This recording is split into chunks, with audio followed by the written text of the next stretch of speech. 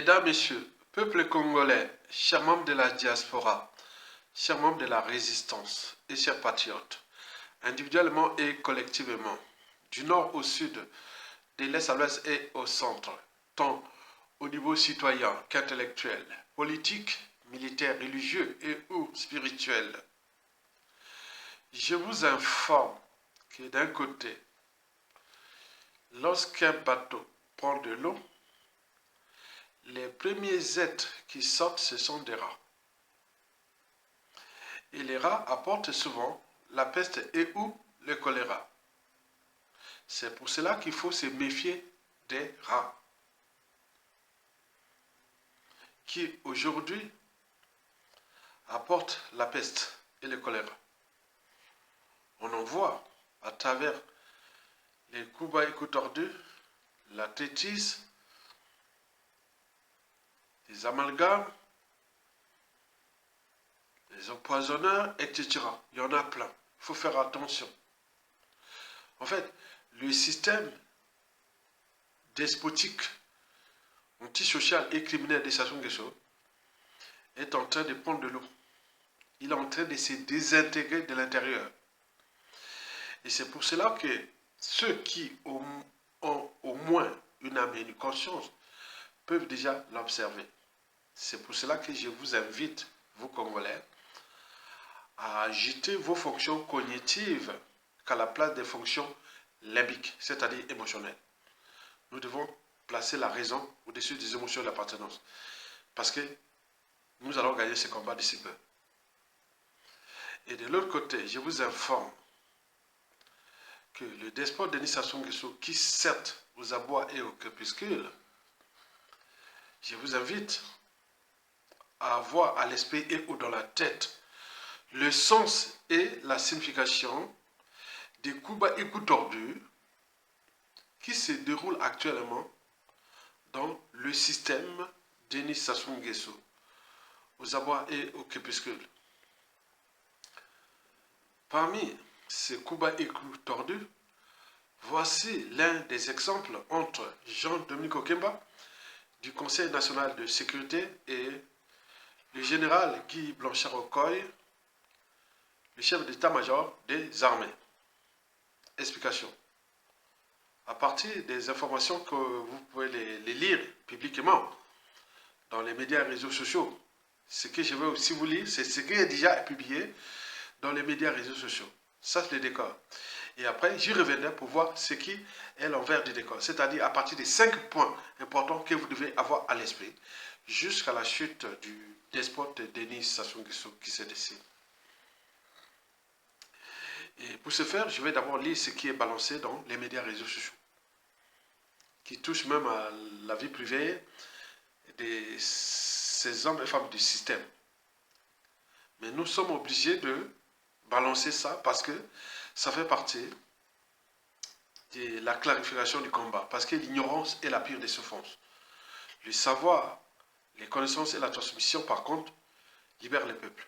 Donc, voici ce qu'ils ont balancé déjà entre les boules pillantes entre Jean-Dominique Okemba et Monsieur Guy Blanchard-Okoye. Explication. Guy Blanchard-Okoye couche avec ses 4 sœurs d'Aline, la colonelle Aline.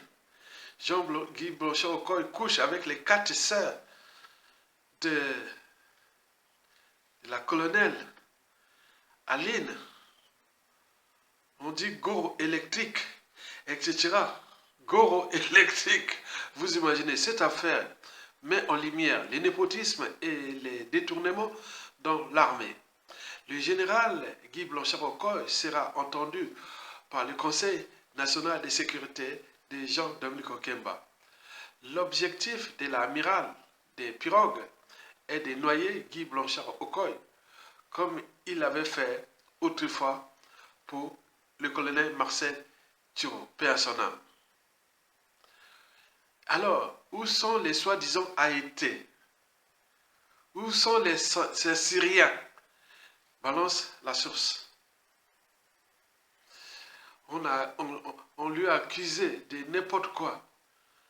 Et aujourd'hui, ça retourne contre eux. Vous savez qu'on parlait d'histoire des narcotrafics et tout compagnie. Donc, entre eux, ils s'envoient les boules pillantes que les camps de Guy Blanchard avaient balancé ça contre les camps de Jean-Nouveau Kimba, que Jean-Nouveau Kimba serait les narcotrafics de point, c'est entre eux. Guy Blanchard-Okoye, on lui conseille que le plan visant à vous neutraliser est désormais bien ficelé et finalisé. Vous n'êtes plus un enfant et vous avez déjà clairement perçu les signes avant-coureurs.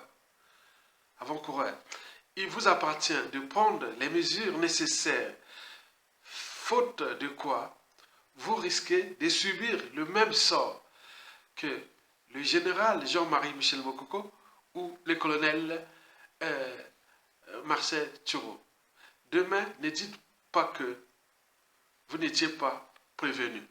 Voilà pour la boue pillante qui venait, ou le conseil qu'on vient de donner à Guy Blanchard-Okoye. Mesdames, Messieurs, peuple congolais, chers membres de la diaspora, je vous l'ai dit et répété plusieurs fois que dans ce combat rude et passionnant contre Denis Sassou Nguesso, nous avons les indicateurs que le système est en train de se désintégrer de l'intérieur. Et je vous avais balancé ça dès 2018. Et donc, ce sont des processus qui demandent du temps. Et donc, on va là pas à pas. Et c'est pour cela que je vous invite toujours à agiter vos fonctions cognitives, c'est-à-dire la raison de douter, de réfléchir, de se structurer, de s'organiser, voir où se trouvent les vrais et autres, que de rester dans les émotions, appartenances, et vous perdez du temps. Sinon, ça se serait depuis 1997 à nos jours. Donc, je l'invite les quelques 1% des gens qui me suivent, qui sont au stade de la raison, et j'adore ça. C'est-à-dire sur 100% des Congolais, il y a moins d'1% des Congolais sur ces 6 millions qui me suivent. Hein, moins d'1%, mais sur les moins de 1%, il y a déjà 99% qui sont déjà dans les émotions appartenance. C'est pour cela que quand on balance des choses vraiment stratégiques comme ça, il n'y a que ceux qui sont au stade de la raison qui peuvent savoir, ah oui, tiens. Et voilà. Donc c'est à partir de ces 5 points que je vais ici vous citer pour les 0,2% des Congolais qui me suivent. Hein. 0,2% des Congolais sur 6 millions. Vous imaginez, on est dans un pays qui est vraiment la tête ailleurs. Balancer les émotions au tivon. Et ça l'a très bien compris, joue à ça. Mais nous, on cherche là où se trouve la cognition, la raison de se dire, ah tiens, on est dans la merde. Mais comment en sortir? Donc ça passe par la réflexion, les pensées, les suggestions, la réflexion, tout. C'est-à-dire trouver des alliances, des stratégies et autres, ça c'est réfléchi. C'est pas par émotion, balancer tel est mort, tel a tué, c'est dire, bon, ça, on a eu depuis 1997 à nos jours. Et ça sont des choses entraînées, conditionnées. Et même certaines populations du Congo, du pays jusqu'à la diaspora, sont sur en plus de ça. Quand on vous a balancé l'histoire de Tumbi, de point, on a des informations. On dirait que c'était un château de cartes. Donc vous le savez très bien, on peut arriver là-bas, on peut mélanger tout. Mais nous, on est informés puisqu'on est des vrais Congolais de souche. Donc on a des structures administratives, institutionnelles, renseignements et tout du pays. Et vous venez pas écouter les gens qui ont mais non, c'est pas grave. C'est une bonne nouvelle pour nous parce que, bon, tout le monde, quand il est au courant, bon, ça veut rien dire. Mais il faut avoir les capacités déjà cognitives de se dire que ça, c'est vrai. Donc, nous, on n'est pas dans le faux. On est dans du vrai. Le vrai qui est là pour que nous puissions mettre fin à ce régime d'exception, au crime multiforme et multidimensionnel qui nous a été imposé par l'Union coloniale France-Afrique, qui, en 1943-45, en Allemagne, les Allemands se questionnaient, est-ce que le Führer Adolf Hitler serait-il envoyé de Satan le diable pour détruire l'Allemagne? C'est pareil pour nous, Congolais. Est-ce que les despotes 10 étoiles, des crimes multiformes et multidimensionnels, de la haute trahison, etc., Sassou Nguesso, serait-il envoyé de Satan le diable pour venir détruire le Congo-Brazzaville? C'est tous les questionnements. Mais d'un point de vue intellectuel, on peut tout à fait prouver que Sassou Nguesso serait l'envoyé de Satan le diable pour nous détruire.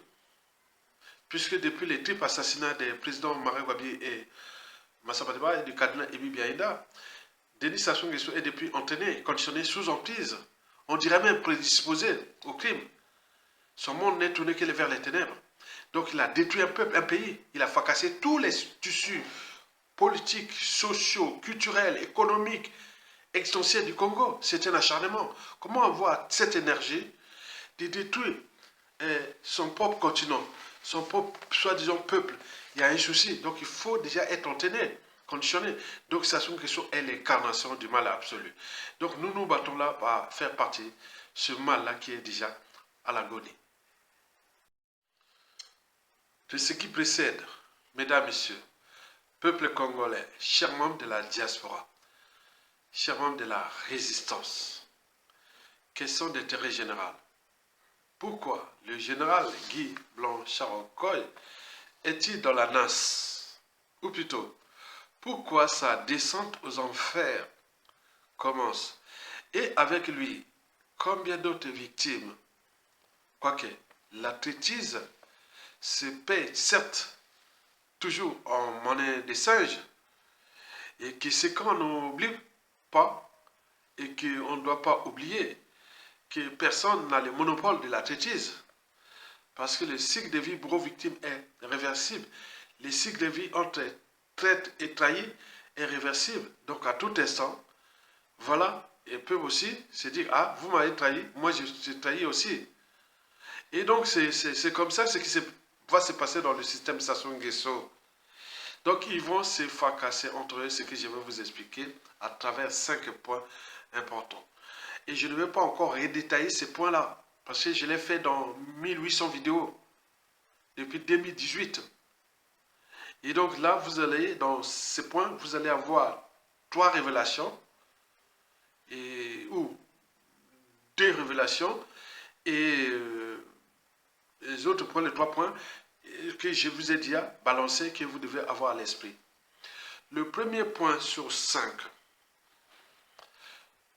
l'ancien ministre de l'économie et des finances, Jean-Luc Maleka, paix à son âme, m'avait déjà balancé ça en 2015. Nous discutions sur la problématique de l'environnement sociopolitique au Congo. Et c'est alors là qu'il m'avait balancé ce secret-là. Le premier secret qui fait partie de ce premier point sur 5, il a dit historiquement dans ce pays. Ce qui a fait du mal dans ce pays, ce n'est pas que la France-Afrique. Lui, il ne chargeait pas souvent la France-Afrique. Je vois ça un peu par le paradoxe. Jean-Luc Malika chargeait moins, rarement, la France-Afrique. Il est contesté, mais il ne chargeait pas. Ça, c'est... Voilà. Et donc, il m'a dit que, bon, nous avions 3 points importants. 3 soucis sur ce premier point sur 5. Chez nous, historiquement, depuis les pseudo-indépendants jusqu'à nos jours. Le souci que nous avions, le premier, c'est la jalousie. Je ne vous ai pas parlé de ça. Ceux qui ont les cerveaux qui disent la jalousie.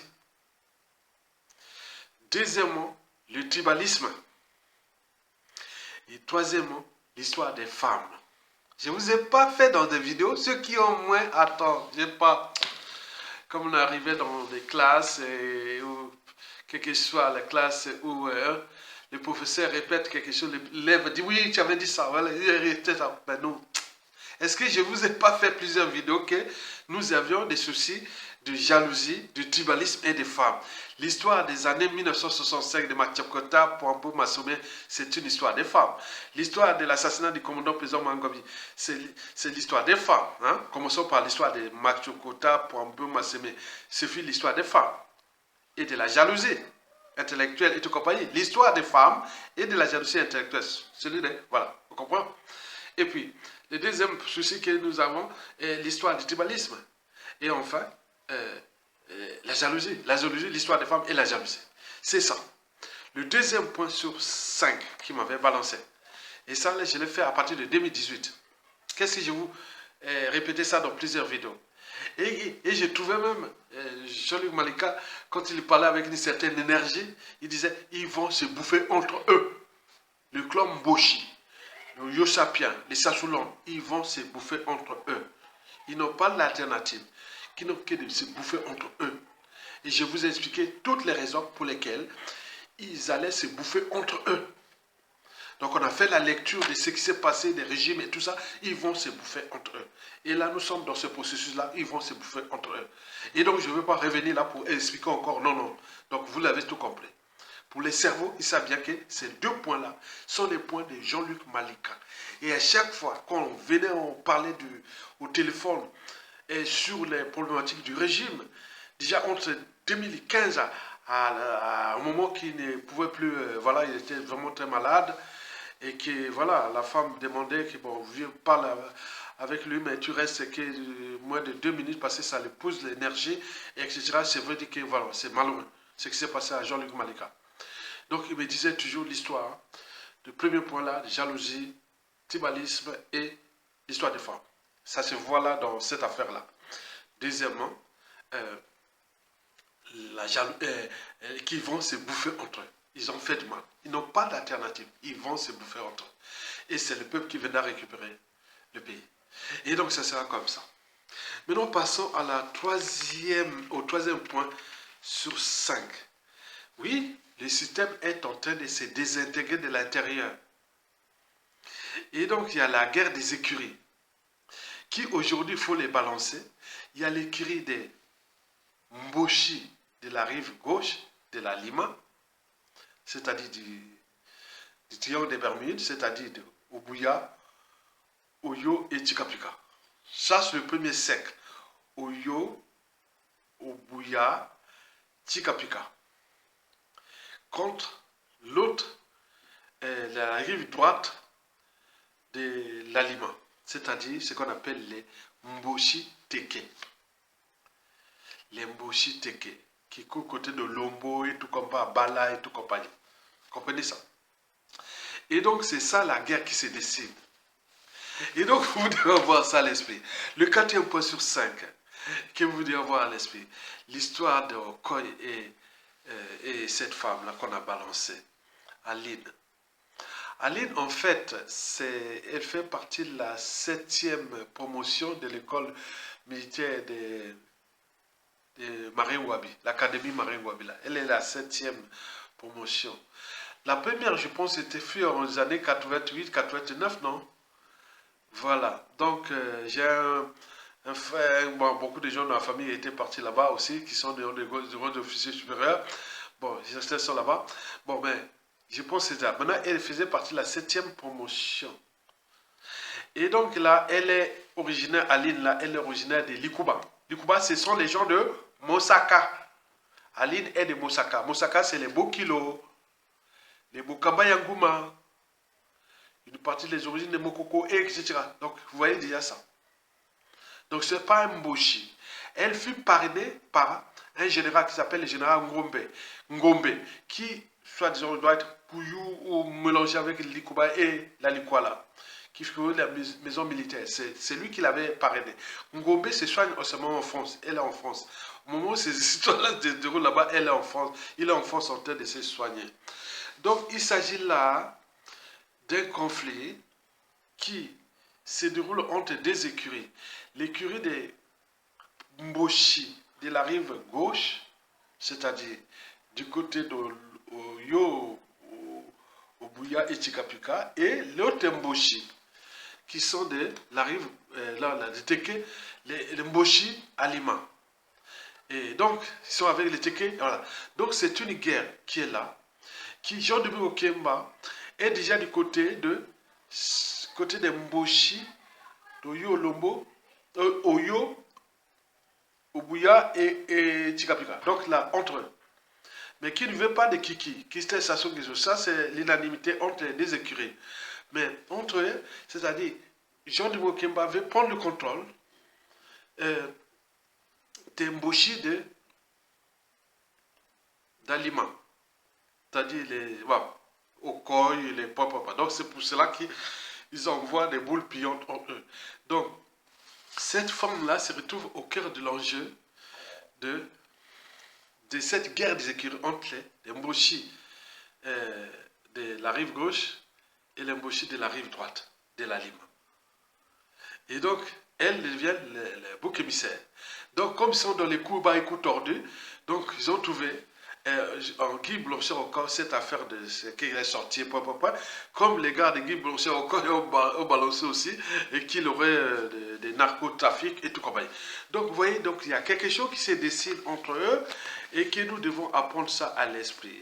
Et enfin, le cinquième point qu'il faut en tenir compte, c'est que ce qui va se passer, l'arbitre va être certes, ce sont des Français ou Américains, Chinois et ou Russes, mais ça se passe entre Français et Américains qui se décident là, le sort de Sassou Nguesso.